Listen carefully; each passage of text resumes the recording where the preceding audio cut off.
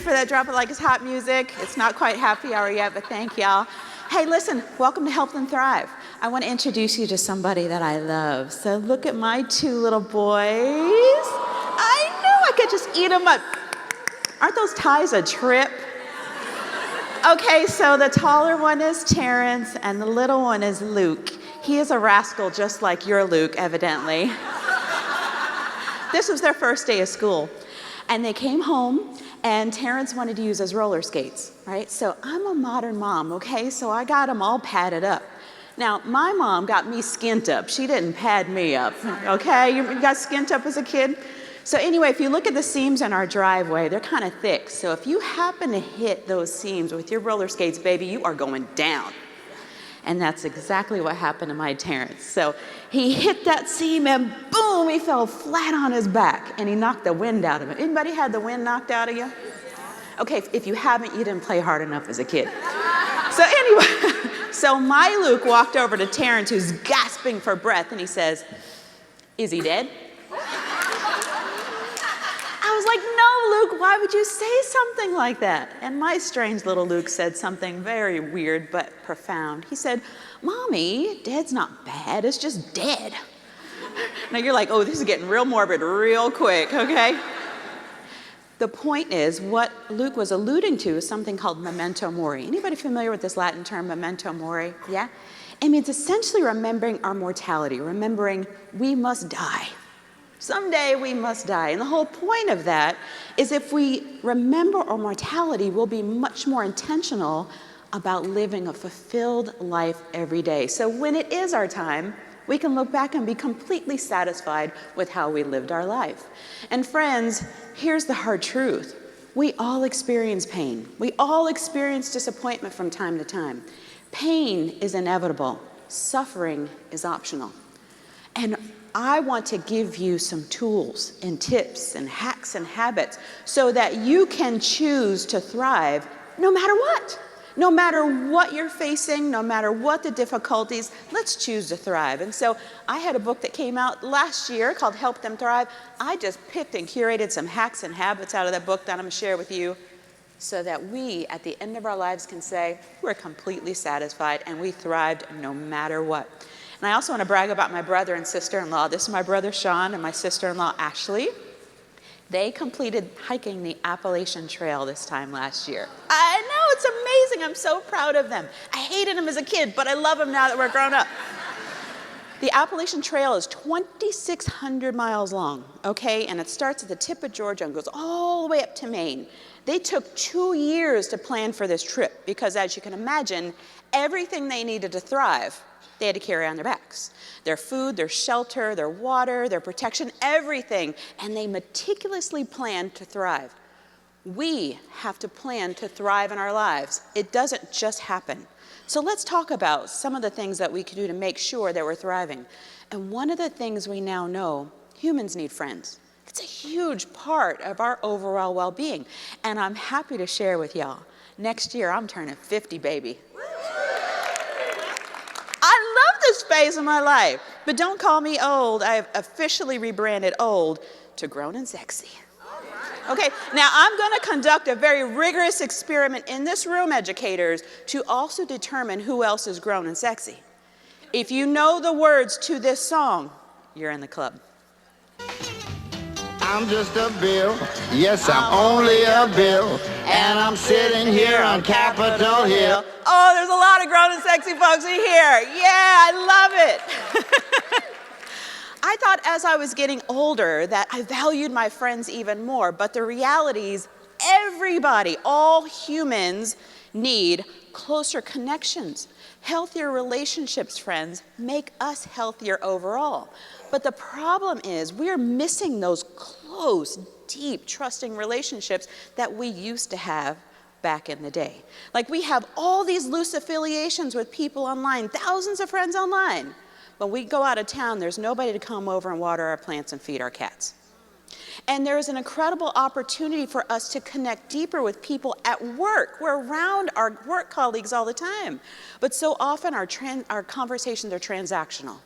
Like, did we get paid today? Did you get my email? You know, all transactional conversations, and they don't nurture our need as humans. And there's an incredible book, by the way. I'm gonna have QR codes throughout this entire presentation. I'm gonna give you some resources that you can use. There's an incredible book called Why Brains Need Friends. And it is such a compelling case on the importance of why our brains need to connect to other people. And he makes the case, Dr. Ben Ryan makes the case, that when we have deep connections, there's this incredible chemical cocktail, serotonin, dopamine, oxytocin, that is produced in our brain. And when those chemicals blend together, and it creates anti-inflammatory properties in our bodies. When you have those properties in your body, guess what? You can avoid arthritis and heart disease and all these things that are caused from inflammation in our bodies. We need to be better at connecting with people on a human level. I had the privilege of coaching 2 C-suite executives for a big technology company in California. And baby, I call these guys oil and water, okay? Do you know any oil and water colleagues that you work with? Don't say their names out loud. Don't spill that tea in here. I want you to think about those people and see if this relates. So these 2 leaders, one was the head of sales, the other was the head of technology. And so these 2 leaders hated each other. So they would get together in a room and they would disagree just for the sake of disagreeing. They just argued for the sake of arguing. And when you walked in, you could feel the tension in the room. Can you relate to these feelings? Yeah. And so me being their coach, I coached them one-on-one. And I was like, I don't understand why these guys don't get along. They have so much more in common than what they realize. And so when we got together at a leadership conference like this, whoa, I paired these 2 together. And I had them go through this exercise where they interviewed each other for an hour. And the interview questions are based on the work by psychologist Dr. Arthur Aaron. And there's a whole series of questions that if you ask these questions, you gradually reveal personal information about yourself. And by the end, it's like an intimacy hack. I had these guys spend an hour together.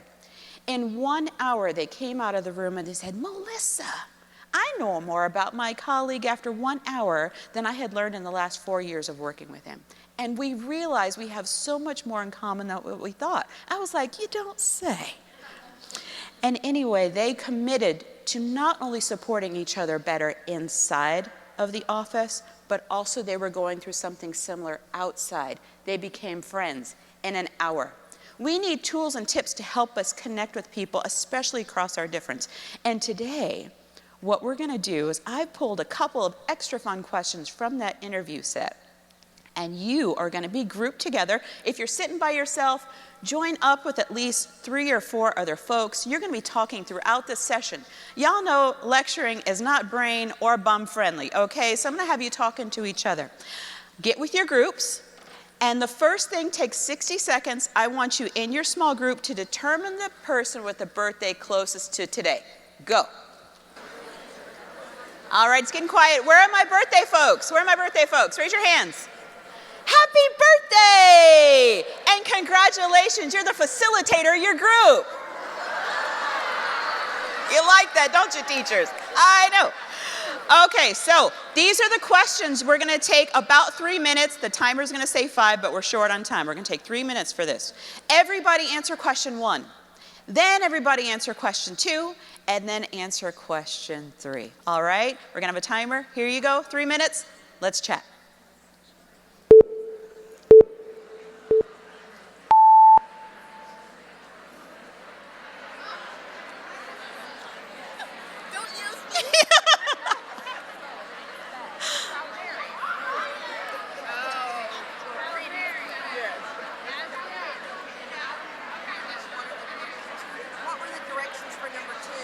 Everybody answer number 1, then 2, then 3. We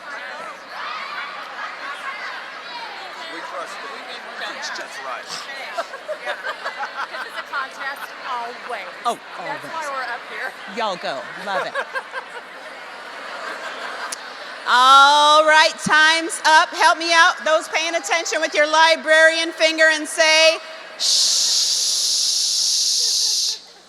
Y'all know the finger still works. It's a good trick. Wasn't that fun? We need tools to help us connect with people. You know what happens when you connect at a deep level beyond all your differences? Trust goes up. Collaboration increases. And when there's difficult times, you got a group of people that you're going through the difficult time with, my friends. Now listen, we need to talk about practicing empathy as a skill. It's not just something we're born with. We need to practice it. And there's a big barrier to our ability to empathize well, and it sits between our ears. You probably know this, but I'm going to give you just a quick neuroscience lesson, friends. Our brains haven't evolved that much since we were hanging out in caves. Like they haven't. We think we are so much more sophisticated than we actually are, but our brain is still wired for two things: survival and reproduction. And that's pretty much it. Yeah, I know. Your brain is, amen. Your brain is constantly scanning the environment for these 5 factors. Will it eat me? Can I eat it? Have I seen it before? Will it mate with me? Okay, there's kids in the room, but y'all know what the Bound Chicka Wow Wow music means, okay? We'll talk about that one later. But your brain remembers patterns. Like our brain is exquisitely tuned to the perception of threat. It had to be. If our brains didn't remember that those saber-toothed tiger patterns or prints in the sand meant there was danger, we weren't going to live long enough to pass on our genes, okay? And our brains still exquisitely tuned to the perception of threat.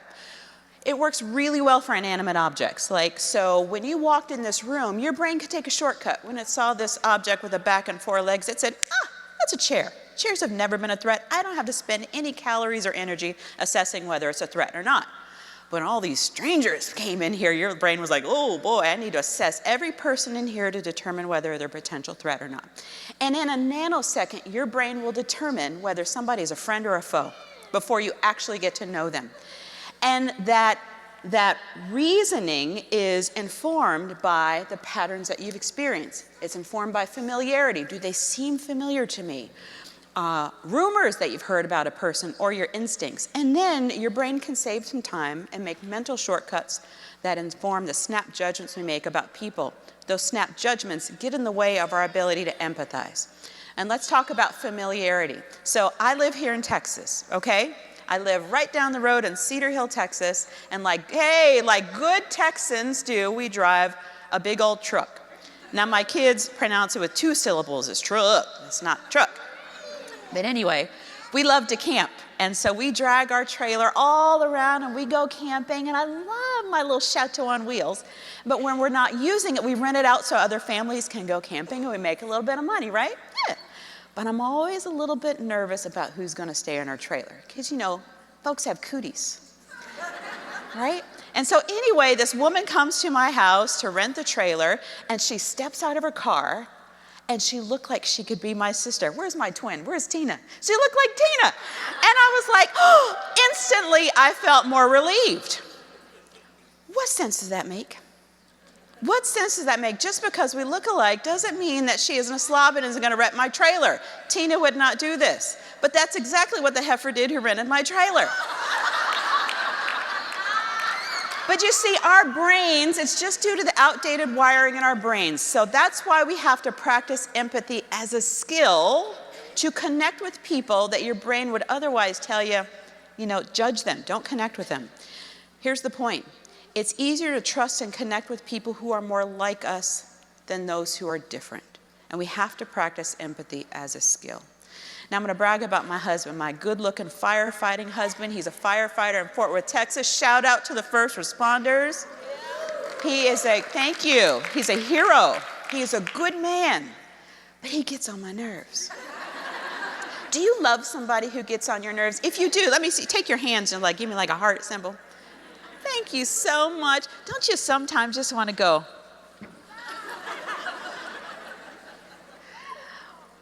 The reason why my husband gets on my nerves is because he's a news junkie.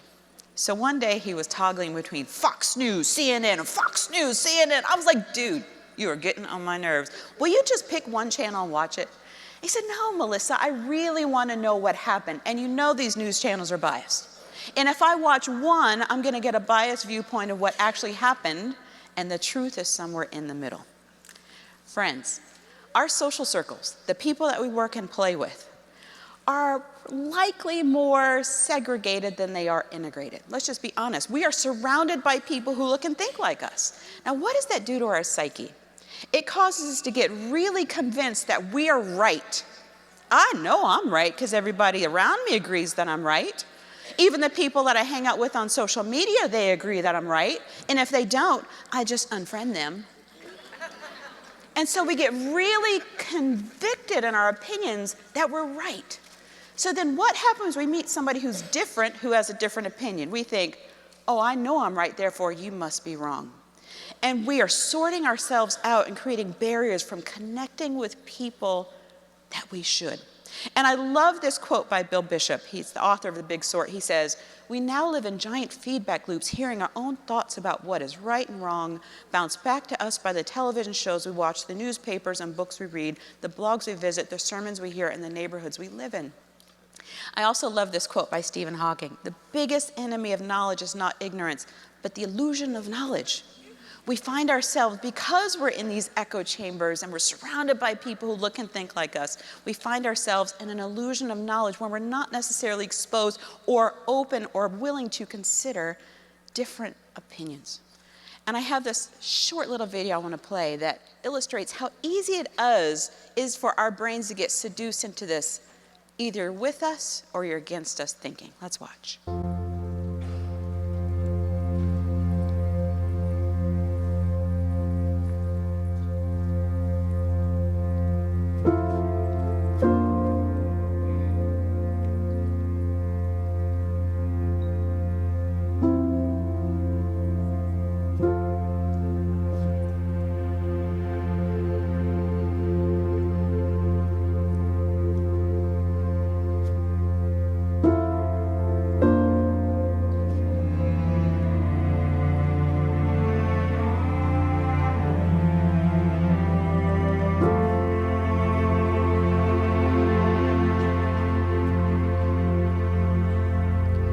Us versus them. Teachers versus administrators. Parents versus teachers. Kids, younger kids versus older kids. White versus black. Republicans versus Democrats. HR versus everybody. Sorry, not sorry. It's all relative. It's all relative. What do we do to position ourselves to be open to different opinions? Because it's these barriers that's causing us to miss out on rich relationships with people that we should know. What is this a picture of on the screen? No, it's your perspective. Nobody has all the answers. We all have blind spots in our perspective. And by practicing something called intellectual humility, it's acknowledging that what you don't have all the answers, so what you believe to be right and true, well, it might be wrong. So it opens you to empathize with different perspectives. Empathy isn't sympathy. Empathy is understanding. Do I have any Ted Lasso fans in the house? I believe, baby. Yes, Ted Lasso. For those of you who are yet Ted Lasso fans, Ted Lasso is a TV series based on Apple Plus TV, right?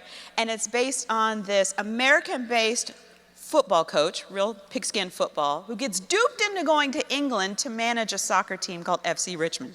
The owner of the team wants to sabotage the team and get back at her ex-husband who loves this team because he's an absolute scoundrel. And so she picks poor Ted Lasso, who doesn't know much about soccer. He doesn't drink tea. He's got this big old mustache and this deep Southern accent. Well, he goes over to England and they treat him terribly. And he stepped into this community that was very much us versus them. And he persevered and continued to reveal his humanity. And as a result of that, he blended and brought this community of us versus them into we. I want to play this short clip so you see how amazing Ted Lasso is.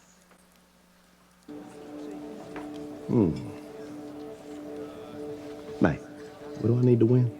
2 triple 20s and a bullseye. Good luck. You know, Rupert, guys have underestimated me my entire life. And for years, I never understood why. It used to really bother me. But then one day, I was driving my little boy to school, and I saw this quote by Walt Whitman. It was painted on the wall there. It said, "Be curious, not judgmental." I like that. So I get back in my car, and I'm driving to work. And all of a sudden, it hits me. All them fellas that used to belittle me not a single one of them were curious. You know, they thought they had everything all figured out, and so they judged everything, and they judged everyone. And I realized that they're underestimating me. Who I was had nothing to do with it. Because if they were curious, they would ask questions. You know? Questions like, have you played a lot of darts, Ted? To which I would have answered, yes, sir. Every Sunday afternoon at a sports bar with my father from age 10 till I was 16 when he passed away.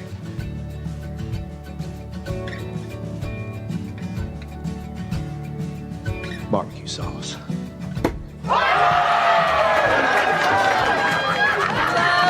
Ted Lasso, yes. I want to underscore the Walt Whitman quote he shared. Be curious, not judgmental. The reality is just because of our brains and the way we're wired and our psychology and our psyches and this echo chamber we find ourselves in, it's easier for us to choose curiosity with our us's. It's easier for us to judge our thems.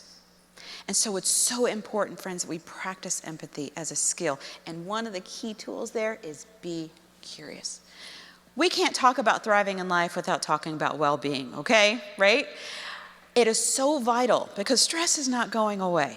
And we are wired for stress. We're not wired for the chronic stress we're experiencing, but we are wired for stress. We've got to find a way to preserve our mental clarity and build a resilience to the stress. How many of you have seen this screen before?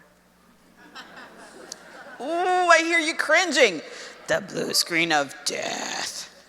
This is when your computer says, you have worked me too hard, I'm peacing out on you, done. And when that happens, what do? We are so upset. I can't believe my computer just crashed on me. I was in the middle of that presentation. I know I should have saved it to the cloud, but I didn't, and it's gone, and we get really upset. But let's be honest about it, friends. Before we got the blue screen of death, there were signs that our computer was going to die, that we ignored. What does your computer do before it dies on you? Yell it out. It gets slow. What else? It starts spinning. It gets stuck. It clocks. Have you ever had your computer growl at you?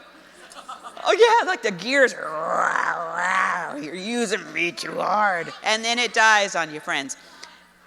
This is an analogy for your brains before we burn out. There are signs that we are burning out that we often ignore because we just keep working, and then before you know it, we're burnt out and we're done. Here's some statistics for you.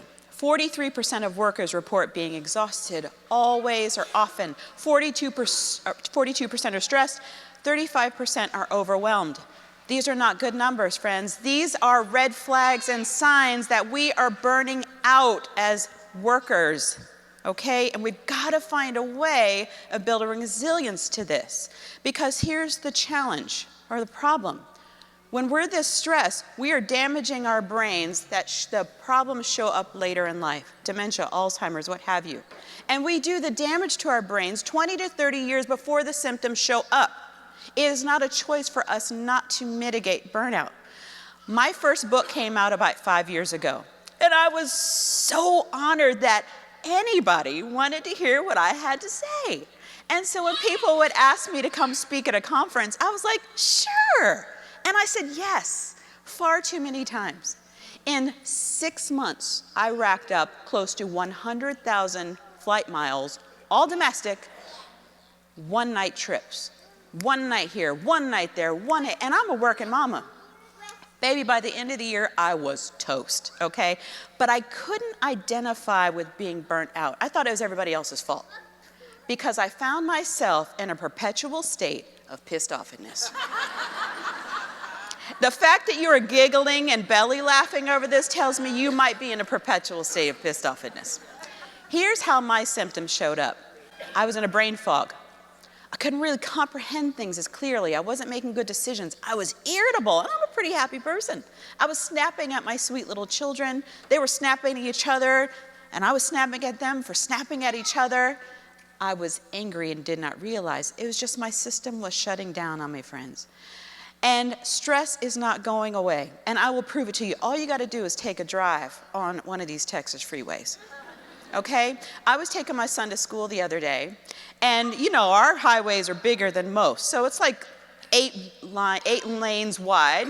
This person, fool person, gets on the highway, crosses all the way over into the passing lane, one exit later, gets back off the freeway, passing all of those lanes to get off the freeway. I was like, where are these people learning how to drive? And then it hit me. You know where they're learning how to drive? Here.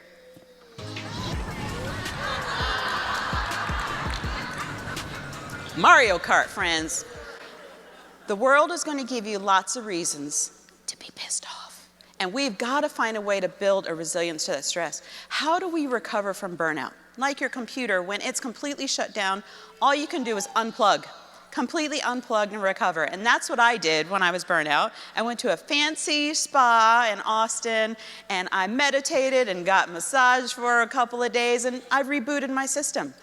But we all don't have the luxury of unplugging like that. And so what do we do on a regular basis to build a resilience to stress? One of the things is having good, trusting relationships with other people. It is one of the most important levers you can pull, friends. That's why we're talking about this so much. I want to tell you about my childhood. Anybody grow up watching TV on something like this? Yeah, the grown and sexy in the room. I love it. So I'm the youngest of 9 children. They're breeders in my family, y'all. 9 children, okay? And I was raised before the remote control era. I was the remote control, okay? So my parents would say, go up there and change the channel so we can find something to watch. And I have to stand there, and I would change them too fast. And they say, no, slow it down. I would stand there, click, click, click. I was the channel surfer, my friends. Not too long ago, I found myself in a very difficult situation in life. I was disappointed by unmet expectations. Things were not going the way they were supposed to. And my disappointment eroded into resentment. And resentment is a terrorist, friends. It steals your peace of mind. And what I found is, I found myself resenting the fact that things weren't going my way, that the person that I needed to do what they needed to do, it just wasn't happening. I found myself slipping into a depression as well. And all I could think about was my disappointment, my friends. That is not how you live a fulfilled life. I wanted to find peace of mind, and I thought, you just got to change the channel in your brain. But how do you do that? What I did is I went on a diet. I went on a brain complaint diet. I had to find a tactic to pull myself out of this resentment mode so that I could have space in my mind to focus on more positive things. And so I went on a 26-day complaint diet. Why 26 days?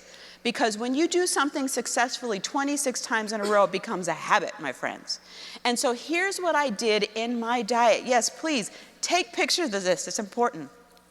When I would catch myself ruminating and fixating and thinking about my disappointment, I would say intentionally, not thinking about this doesn't make it less true. Not thinking about this makes room for healthier thoughts. And it allowed me to change the channel in my mind intentionally to things that served me better than the things that were pulling me down into a place where I didn't want to be. Question, we're all friends in here. Do you have any thoughts that are keeping you up at night? Oh, it just steals your sleep. And when you're not sleeping, baby, you will definitely find yourself in a state of pissed offness. And what I would do when I was sleeping or trying to rest is I would say, Melissa, these thoughts are important, just not right now. And what that would do, it just pulled it out of my brain, put it on my nightstand, and then I could finish resting. We've got to find a way to pull ourselves out of rumination and fixating on things that we're not satisfied with. Our brains are like a big old field. Like imagine we're crossing over a big grassy field. And the first time you do it, the first time you try to build a new habit, try something new, it's going to be itchy and it's going to be uncomfortable and you'll probably get whips on your ankles by the time you're crossing over this path. We have to work to build healthier thought patterns in our brain, and this is how I do it.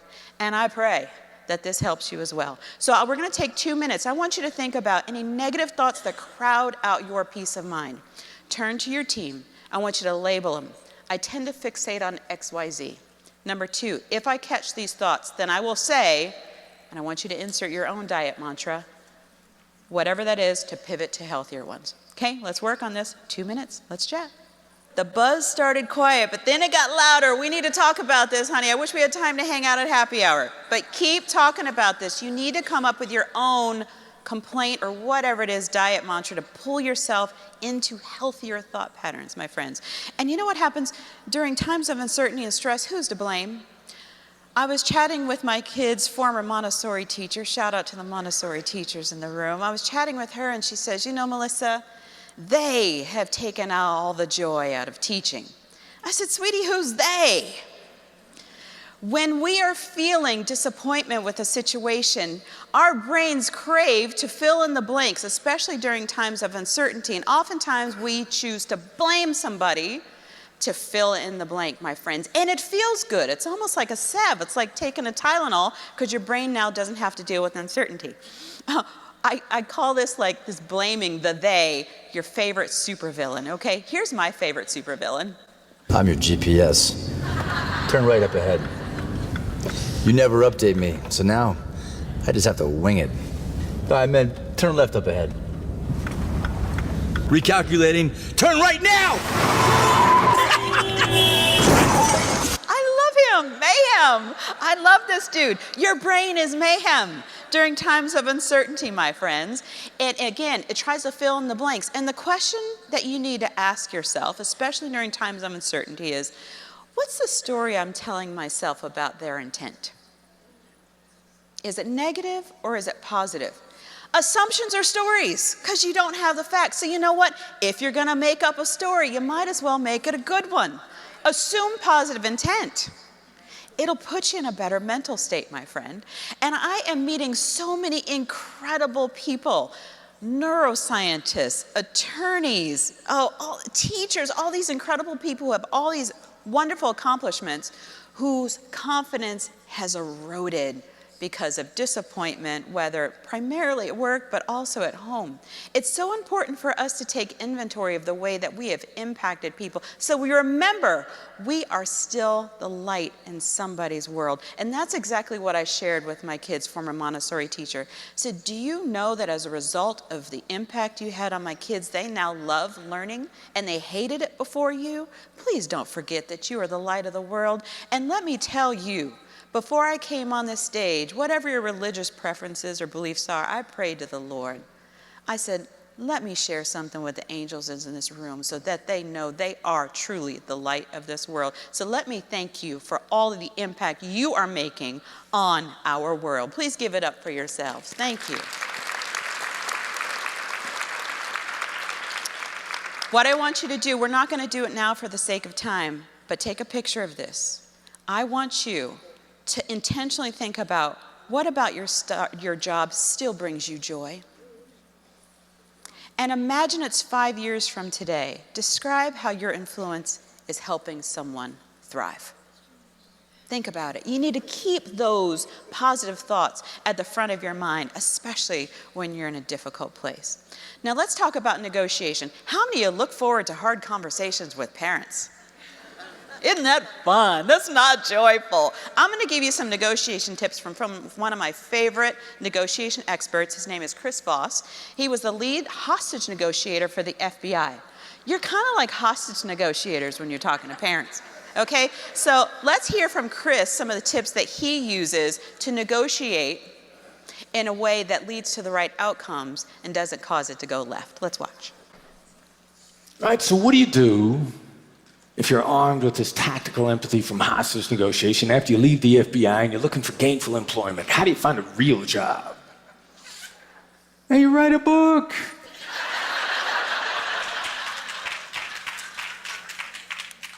I wrote the book, Never Split the Difference, with Tal Roz and Brandon Voss, about applying the tactical empathy from hostage negotiation to the bullies and the liars that we encounter every day, to the bad, the mad, and the sad we run into in our jobs, in our social interactions, at our family gatherings. at the breakfast table. I saw a meme recently. I thought it was really funny. It said, you know, this parent thing is really wearing me out. I think I'll try something less stressful, like being a hostage negotiator. Tactical empathy. Weapons-grade empathy. Did you ever imagine hearing those two words combined in the same sentence? It never split the difference. We define tactical empathy as simply taking an inventory of the perspective of the person you're talking to the adversary, the counterpart, especially the parts that we don't like, and then telling them what it is, describing it back to them calmly. No denials, no disagreements, calmly.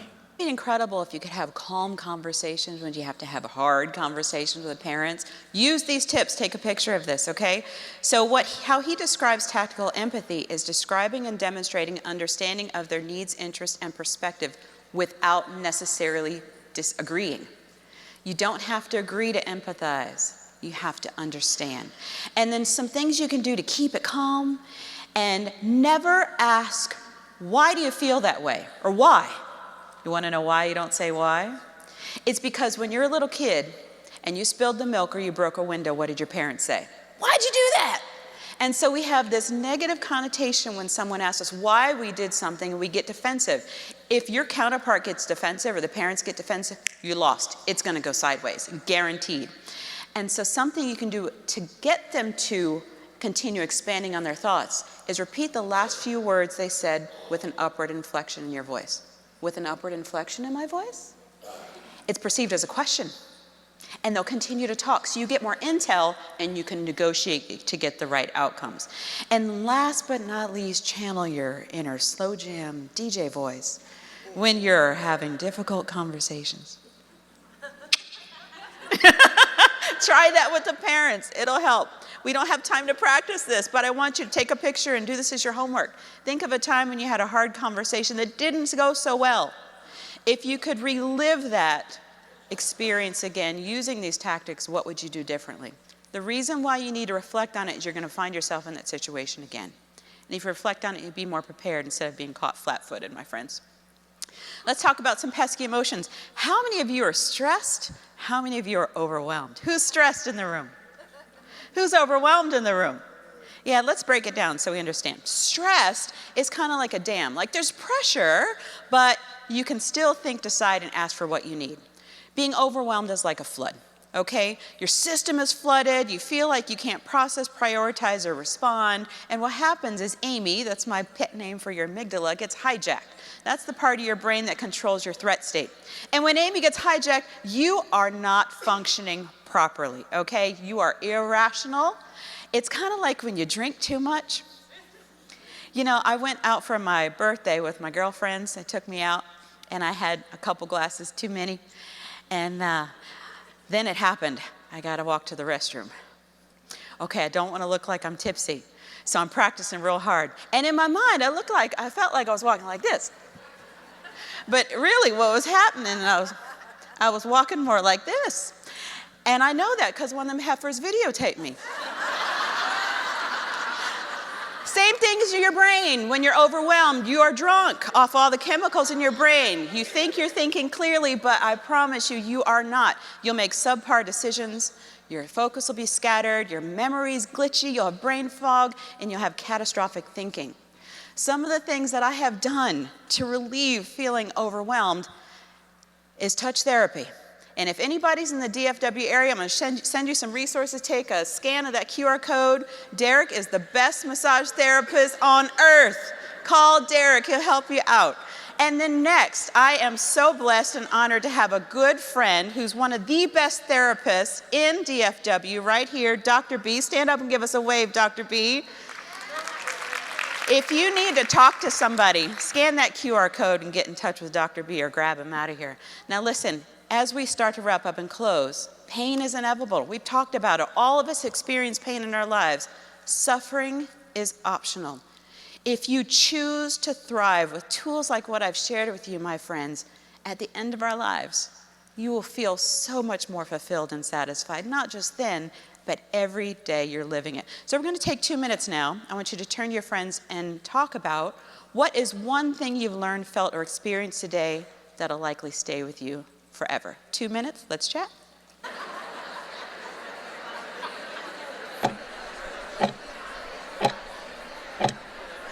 All right, time's up. Last time, use your librarian finger and say, shh.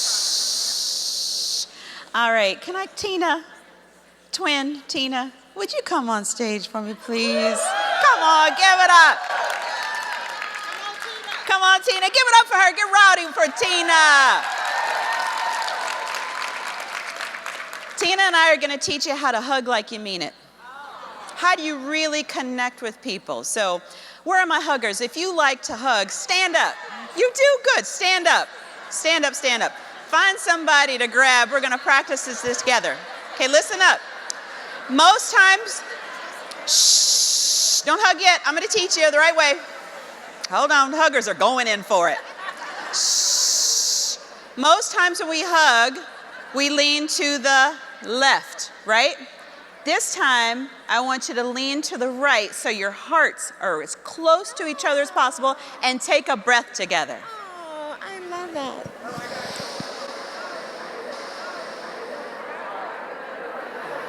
Oh, you're a good hugger. Now listen up. Shh. What happens when you hold that embrace for 6 seconds or more, your body produces oxytocin. That's the feel-good chemical, the trust chemical that also bonds humans together. So when you hug somebody, hug them like you mean it, okay? Thank you, Tina. And also I'm gonna ask everybody to stand to their feet. So one of the channels when I was the remote control that we'd land on is the Golden Girls. Do I have any Golden Girls fans in here? Yeah, so you know what? Let's go out by singing the Golden Girls theme song. You ready? Yes. Here we go. Sing it with me, y'all. Thank you for being a